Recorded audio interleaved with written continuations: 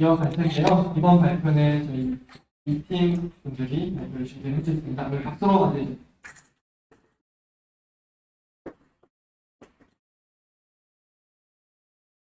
네, 안녕하십니까. 저희 조는 중고품을 판매할 수 있고 경매 및 구매가 가능한 C2C 사이트를 만든 빅그의 김민규입니다. 반갑습니다. 지금 저희 메인 화면에 오른쪽에 보이는 곳이 저희가 실제로 배포한 URL입니다. 이번 프로젝트 발표에 대한 목차입니다. 먼저 저희 프로젝트의 개요에 대해서 말씀드리겠습니다. 저희가 이번 프로젝트 주제를 중고거래와 경매로 선정하게 된 배경들인데요. 다음 기사들을 보시면 최근 경기 불황과 고물가로 인해 중고거래가 활성화됐다는 거 아시죠? 오른쪽 끝에 MAU를 보시면 최근 중고거래의 MAU가 굉장히 많이 증가하고 있다는 것을 아실 수 있습니다. 저희가 프로젝트 주제를 선정하고 참고할 사이트를 두 가지를 골랐는데요. 첫 번째는 당근마켓입니다. 당근마켓에서 채팅과 중고거래 방식에 대한 방식을 참고하여야 합니다. 그리고 두 번째 사이트는 크림인데요. 크림에서는 저희가 UI와 UX를 참고했습니다. 저희가 이번 프로젝트에 대한 WBS를 만든 부분입니다. 저희 WBS는 크게 네 가지 파트로 되어 있는데요. 첫 번째는 프로젝트 기획, 두 번째는 인프라 구성, 세 번째는 디자인 및 설계, 네 번째는 기능 개발입니다. 저희가 이번 프로젝트에서는 주로 인텔리제이를 이용하여 자바와 스프링 부트로 프로그램을 구성하였고 버전 관리는 기수로 하였습니다. 다음은 저희의 시스템 아키텍처입니다. 저희 팀은 GitHub 액션을 이용하여 CI/CD를 진행하였고요. 엔진엑스에 SSL을 적용하여 보안성을 높였습니다. 다음은 저희 팀이 제작한 ERD와 엔티티 흐름입니다. 이번 프로젝트에서 저희가 JPA를 처음 사용하게 되었는데요. 그래서 저희가 직접 ERD를 제작해서 데이터베이스 간의 연관관계를 확인하고 엔티티 흐름도를 통해 엔티티에 대한 이해를 높였습니다. 다음으로 저희가 노션을 주로 사용을 하는데요. 저희가 노션은 회의를 기록하거나 문서 작업을 하는 부분들을 공유할 때 사용하였습니다. 다음은 저희가 DDD를 할 때 활용했던 미로의 모습입니다. 미로를 통해서 엔티티를 구성하고 기획했습니다. 마지막으로 저희가 사용한 툴 중 하나인 피그마인데요. 피그마에서는 저희가 화면을 구성하는 UI를 제작하는 데 사용했습니다. 저희 팀원을 소개하겠습니다. 유진님은 경매 시스템 설계와 위시리스트를 담당하셨고요. 저는 상품 관리와 실시간 경매 그리고 채팅을 담당하였습니다. 성우님은 관리자와 알림을 담당해 주셨고 윤지님은 회원 정보 관리와 리뷰를 담당해 주셨습니다. 마지막으로 준영님은 회원 페이지 관리와 주문 및 결제를 담당해 주셨습니다. 이제 저희 팀의 기능들을 소개해 드릴 텐데요. 저희 팀은 앞에 설명드린 것과 같이 중고거래라는 C2C 사이트이기 때문에 회원을 중심으로 먼저 기능을 소개해 드리도록 하겠습니다. 회원이 할 수 있는 기능이 굉장히 많은데요. 첫 번째로 로그인이 있고, 그 다음에 디스키 윈도, 그리고 상품을 결제하고 상품을 등록하는 일을 할 수 있습니다. 관리자는 이런 회원들의 정보를 관리하고 상품에 대한 정보, 결제에 대한 정보, 주문에 대한 정보를 관리합니다.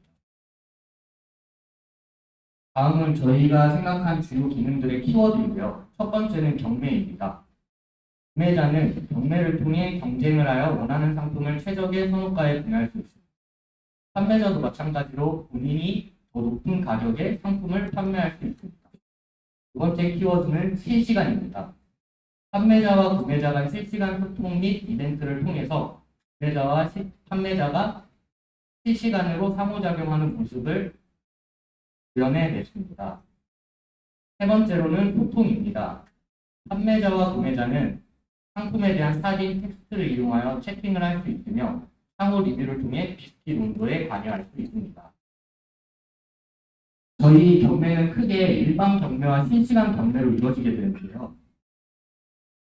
일반 경매와 실시간 경매는 여러 가지 차이점이 존재합니다. 그 중에서 가장 중요한 것 중에 하나가 바로 등록이라고 쓰여져 있는 부분인데요.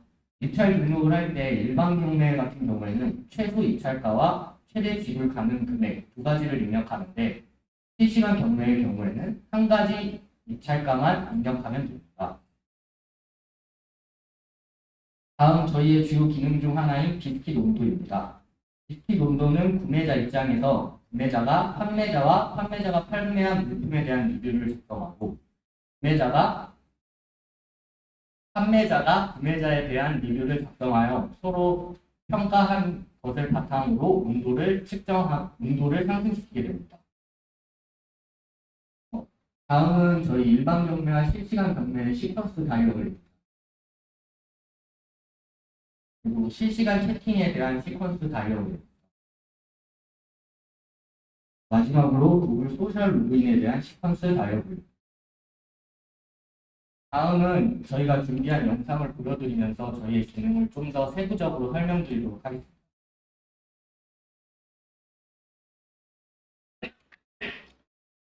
먼저 일반 경매인데요. 일반 경매의 경우 일단 먼저 구글 소셜 로그인을 한 후에 상품을 등록하게 됩니다. 상품을 등록할 때 필요한 내용들은 위와 같고요. 사진 같은 경우에는 현재 한 장만 나와 있지만 실제로는 최대 6장까지 가능하고 사진의 최대 용량은 24메가까지 가능합니다. 그리고 즉시 판매가와 구매 시작가의 경우에는 체크박스를 눌렀을 때만 활성화되도록 만들었습니다.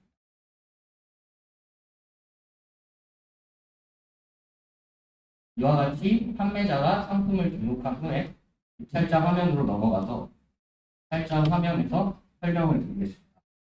먼저 경매 입찰 등록을 누르게 되면 두 개의 칸이 나오는데요. 위에 보시면 최소 입찰가라고 나와 있습니다. 최소 입찰가의 경우에는 낙찰되었을 때에 본인이 지불할 구매 가격을 의미합니다. 밑에 있는 최대 입찰가의 경우에는 본인이 상품에 반해서 최대 지불할 의사가 있는 금액을 적게 되는데요. 이 금액을 통해서 최대 입찰가 중 가장 높은 금액을 적은 사람을 낙찰자로 선정하게 됩니다.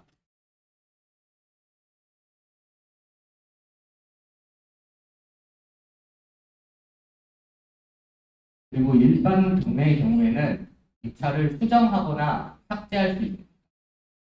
그리고 수정 시에는 최대 입찰가만 수정이 가능합니다. 이후 낙찰이 되면 낙찰 페이지가 나오게 되는데요. 상품 낙찰 페이지에서는 낙찰자는 크게 두 가지를 선택할 수 있습니다. 낙찰 포기와 구매 확정을 선택할 수 있는데요. 지금 경우에는 한번 구매 확정을 눌러보도록 하겠습니다.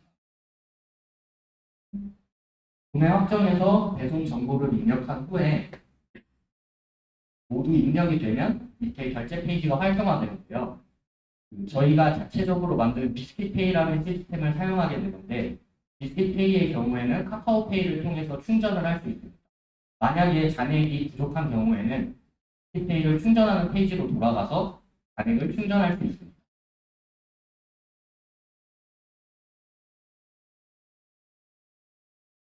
다음은 실시간 경매와 경매에서 유찰이 됐을 때 상품이 어떻게 처리되는지를 보여드리겠습니다. 먼저 왼쪽과 오른쪽이 각각 다른 사용자의 화면인데요. 두 명의 사용자가 각각 입찰을 하는 장면을 먼저 보시겠습니다. 오른쪽 사용자가 입력한 금액이 바로 왼쪽 사용자의 화면에 뜨게 되고요. 이렇게 실시간으로 경매가 이루어지는 것을 보실 수 있습니다. 그리고 금액 같은 경우에는 아래 표에 계속 누적해서 표시가 되게 되고요. 아까 일반 경매와 달리 낙찰가를 수정하거나 삭제할 수는 없습니다.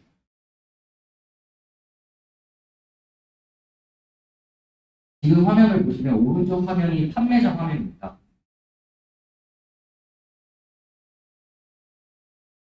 먼저 상품이 판매가 완료되면 판매자의 화면이 예약 중으로 변경되고 낙찰자의 화면은 아까와 같은 낙찰 페이지로 이동하게 됩니다. 낙찰 화면에서 낙찰자는 마찬가지로 낙찰 포기와 구매 확정을 선택할 수 있는데요. 여기서는 한번 낙찰 포기를 해보도록 하겠습니다.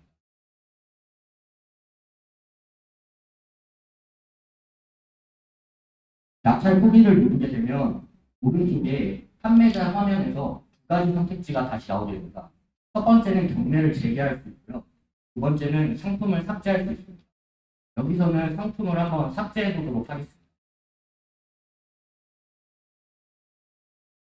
상품이 삭제되고 판매자의 마이 페이지에 판매 내역을 보게 되면 판매되는 상품이 사라진 것을 볼 수 있습니다. 다음은 실시간 채팅입니다. 아무래도 경매 중고거래 사이트다 보니까 사용자들이 정보를 얻는 게 중요하다고 생각해서 채팅을 추가하게 되었는데요. 채팅을 추가할 때는 구매자가 먼저 채팅하기 버튼을 눌러 채팅방을 생성합니다. 왼쪽 화면이 구매자 화면이고 채팅하기를 누르면 채팅방이 상품명으로 나오게 됩니다. 그리고 채팅을 보내보면 밑에 시간이 출력이 되면서 채팅 메시지가 오게 됩니다. 지금 실제 중고거래 하는 것처럼 상품의 상태를 확인할 수 있냐는 메시지. 판매자가 그에 대한 대답을 할 수 있습니다. 지금 현재 영상이 녹화 중이라 사이드에 알림이 따로 오고 있는데 실제로는 알림이 즉각적으로 표시되고 있습니다. 그리고 채팅에서도 추가적으로 사진을 전송할 수 있는데 채팅의 경우에는 사진을 여러 장 보내지 않고요. 한 장씩만 보낼 수 있도록 하였습니다.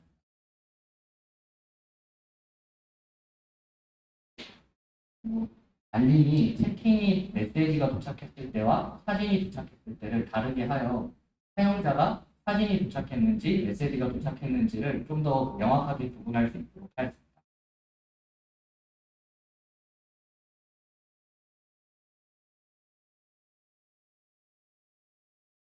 마지막으로 비스킷 온도인데요. 먼저 저희가 설명드려야 될 부분이 있는데 저희가 리뷰를 작성하게 되면 비스킷 온도가 올라가는 방식을 좀 설명드리려고 합니다. 여기 보시면 별이 있고 판매자 만족도가 점수를 매기게 되어 있는데 판매자 만족도는 말 그대로 점수를 사용하는 것이고 여기 있는 별표는 상품에 대한 만족도를 표시하는 것입니다. 상품의 만족도가 별 4개 이상인 경우에는 아래의 점수에 추가로 5점을 더해주게 됩니다. 그래서 왼쪽 화면을 보시게 되면 지금 85점이지만 상품의 만족도가 별 5개이기 때문에 결론적으로는 90점이라고 할 수 있겠고 여기 왼쪽에 보이는 화면 같은 경우에는 점수가 95점인데 상품이 만족도가 별이 5개이기 때문에 100점이라고 보시면 됩니다. 이렇게 추가적으로 리뷰를 하나 더 작성하고 운동을 하게 되면 왼쪽에 있는 사용자의 비스킷 온도가 변하는 것을 보실 수 있습니다.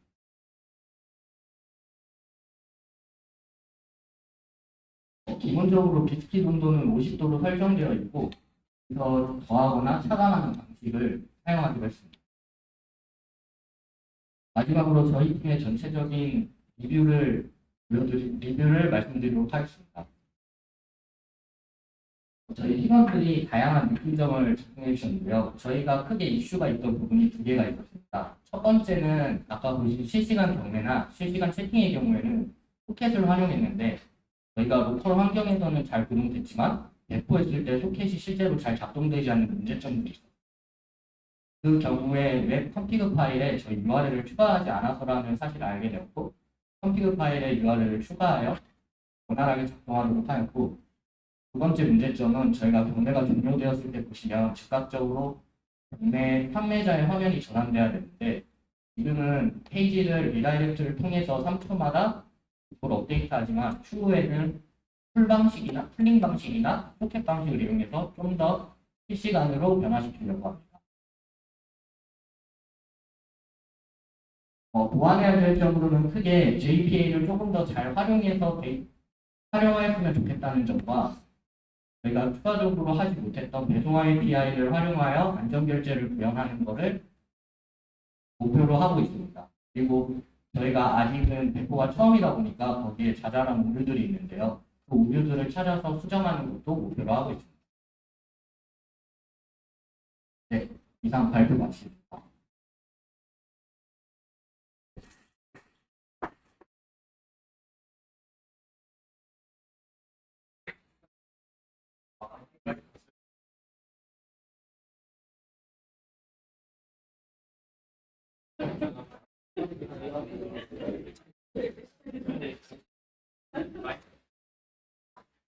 마이크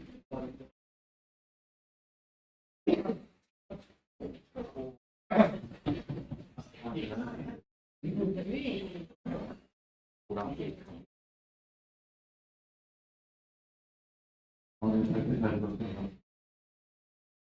오늘 시절 영상 아까 전에 보여주신 것 중에 계속 앞에도 비슷한 부분인데 무대 화면이 서로 입찰하는 게 나오는데 하나면 다시 스마트 표시가 있는 하나 왜 이러지? 필터를 잘못 써가지고 그런 부분이랑 제품을 삭제할 경우에 지금 삭제가 바뀌고 사실 좀 이게 중요한 결정 사항이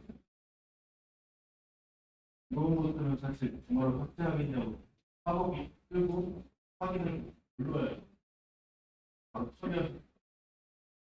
그런 부분은 한 번 더 주문 확정, 결제 취소 이런 중요한 사항들 작업을 뛰어서 문의를 해서 확인을 받아야 됩니다. 그런 부분이 반영이 있습니다. 이 사실 실시간 경매 사이트 짧은 시간에 테스트가 하는데 이런 부분에 대한 테스팅 사실 저희가 그 시간이 없어서 실제로 테스트를 진행하지 못했고요. 방법을 저희가 아무래도 스트레스 테스트를 실제로 해본 적이 없어서 그 방법들은 많이 찾아봤는데 그래도 시간상의 여유 때문에 테스트는 못 해봤어요. 또 이 경매 사이트를 되게 중요한 부분 인정을 필요한 상황이야.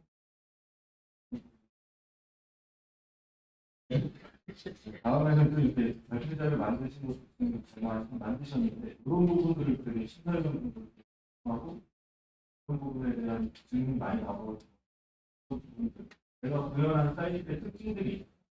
그런 특징들을 위주로 많이 만들어서 네.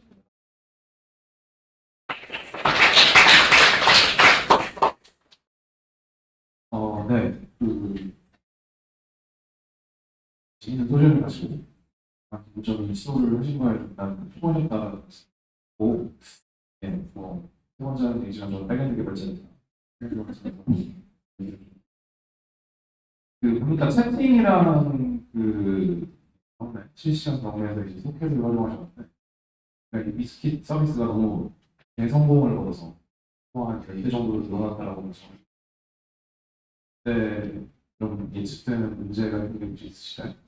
일단 그렇게 선거 거둔다면 트래픽에 문제가 있을 것 같습니다. 리소스를 많이 잡아먹는다는 문제가 있을 것 같고 네. 소켓이 유닉스 시스템에서 어떻게 걸리나요? 지금 우분투나 페도라 같은 걸 쓸 수 있는데 소켓이 뭔가요? 소켓이 어떻게 걸리나요?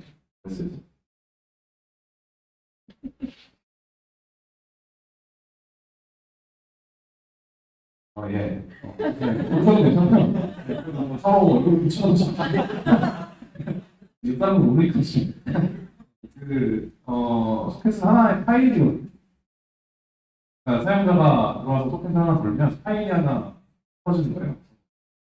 그 파일을 통해서 이제 통신을 하는 건데, 그러면 하나의 프로그램, 우리가 그 자바 SDK로 서버를 짠 거잖아요. 그러면 그 하나의 파일이 만든 하나의 프로세스가 만들 수 있는 파일, 그리고 접근할 수 있는 파일의 리미트도 OS에 다 정해져 있거든요. 그거를 일단 터치하게 되겠죠. 그럼 이제 이미 생성된 소켓을 물고 있는 유저 이후에 접속한 유저들은 그래서 그런 일들이 일어나는 사실 그 소켓 기반 통신을 하는 서비스들은 그 서버를 굉장히 이렇게 클릭하고 그러다 보면 또 예측된 당연한 문제가 하나의 채팅방, 하나의 경매 세션에 참가하고 있는 유저들이 하나의 서버에만 매치되지 않는 일이 발생하겠죠. 이런 경우에 이제 그런 경매 정보를 어떻게 브로드캐스팅하고 어떻게 릴레이를 해줄 것인지까지 고민을 해주시면 완벽한 프로젝트가 될 것 같습니다. 지금 현업에 가셔도 혜택 통신은 이런 위험성을 내포하고 있다는 점을 충분히 인지를 하시고 백엔드 개발자로서 개발을 하실 때에 우리가 코드 레벨, 그러니까 지금 여러분들이 작성하신 그런 코드를 기반으로 로컬호스트에 띄우고 뭔가 브라우저로 한번 찔러보고 이런 그 검증 단계를 지나쳐서 이렇게 서비스가 잘 됐을 때 그런 상황에서 기술적으로 당연히 직면할 수 있는 그런 과제들 그리고 그런 한계들을 먼저 볼 줄 아는 게 좋은 개발자의 핵심 역량입니다.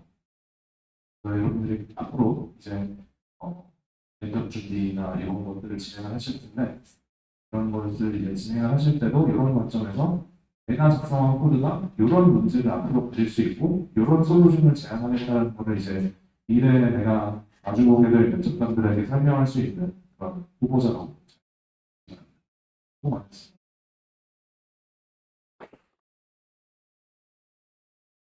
네, 잘 들었습니다. 짧은 시간에 열심히 해주셔서 좋은 경험을 나누었습니다. 앞에 시사위원분들이 사실 좋은 말씀 너무 많이 해주셔가지고 제가 할 말이 없어요 지금. 뺏긴 것 같아요. 그 앞에 분이 말씀하신 것처럼 사실 이 실시간 서비스는 생명이고 장애 1초의 장애도 사용자 느낌을 그런 부분들을 굳이 지금 현재 만드시는 프로덕트에 읽을 필요는 없지만 우리가 항상 고려해서 모두 진단할 수 있거든요. 이런 거다. 말씀 항상 머릿속에 어떤 플랜을 가지고 어떻게 처리할지를 감사합니다.